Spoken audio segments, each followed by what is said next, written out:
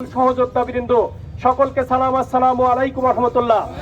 সম্মানিত ভাইরা, আমরা এক সাগর রক্তের বিনিময়ে প্রায় 1400 আমাদের যুবক, ছাত্র এবং নাবালক জীবনের বিনিময়ে এই বাংলাদেশ স্বৈরাচার মুক্ত হয়েছিল। সেই স্বৈরাচার মুক্ত বাংলাদেশে এই বছরের 12ই ফেব্রুয়ারি যে নির্বাচন হয়েছে, সেই নির্বাচনের ফলস্বরূপ আজকে বিএনপি সরকার গঠন করার পরপরই তাদের প্রকৃত চরিত্র আমাদের কাছে উপস্থাপন করেছে। তারা প্রথম দিনেই 2টা শপথ নেওয়ার কথা থাকলেও একটি শপথ নিয়ে তাদের চরিত্র জনগণের কাছে প্রকাশ করেছে। তারা প্রকৃতপক্ষে স্বৈরাচার এবং তারা মিলেমিশে একাকার হয়ে গিয়েছে। তারা মূলত আবার নতুন করে বাংলাদেশে একটি স্বৈরাচার তন্ত্র কায়েম করতে চায়।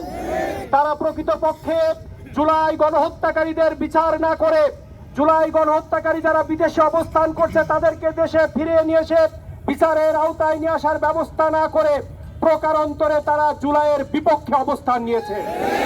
আমরা আজকের এই গণমিছিল থেকে জানিয়ে দিতে চাই, বাংলাদেশের জনগণ কখনো কোনো ফ্যাসিস্ট এবং স্বৈরাচারকে স্থায়ীভাবে বাংলাদেশে কোনোদিন থাকতে দেয়নি, ভবিষ্যতেও কোনোদিন থাকতে দেবে না। সুতরাং যারা এই চিন্তা চেতনা লালন করে, যারা তাদের সুবিধা মতো করে এই বিএনপি সরকার যে সংস্কার প্রস্তাব ছিল, যে বিচার বিভাগের স্বাধীনতার প্রস্তাব ছিল, যে দুর্নীতি দমন কমিশনকে একটি স্বচ্ছ বাহিনীতে পরিণত করার কথা ছিল, যে মানবাধিকার কমিশনকে একটি স্বতন্ত্র প্রতিষ্ঠানে গঠন করার কথা ছিল, যে গুম প্রতিরোধ আইনকে একটি স্থায়ী একটি রূপ দেওয়ার কথা ছিল, সেই সকল কিছু বিএনপি সরকার পাশ কাটিয়ে গিয়েছে। এজন্য আমরা বলতে চাই, বাংলাদেশের যে সমস্ত যুবকেরা জীবন দিয়েছে এবং তাদের রক্ত কিন্তু এখন এই বাংলাদেশের জমিনে রয়েছে, তাদের বন্ধুরা রয়েছে, তাদের উত্তরসূরিরা রয়েছে। সুতরাং এখনো যদি এই সরকারের শুভ বুদ্ধির উদয় না হয়, তাহলে 11 দলীয় ঐক্যজোট এই বাংলাদেশের সকল জনগণকে সাথে নিয়ে, ছাত্র যুবক জনতাকে সাথে নিয়ে এই স্বৈরাচারের যারা রক্ষা কবচ হিসেবে কাজ করছে, যারা স্বৈরাচারের সাথে মিশে একাকার হয়ে গিয়েছে, তাদের বিরুদ্ধে আবার দুর্বার গণ আন্দোলন গড়ে তুলবে।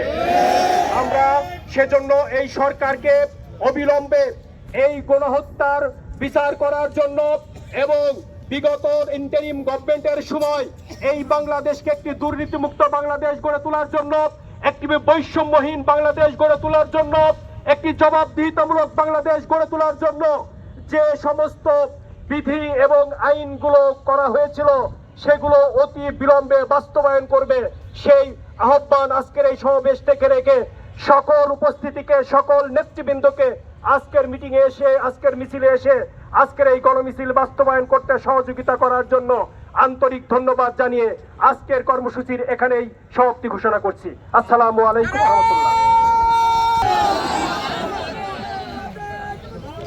জিন্দাবাদ জিন্দাবাদ।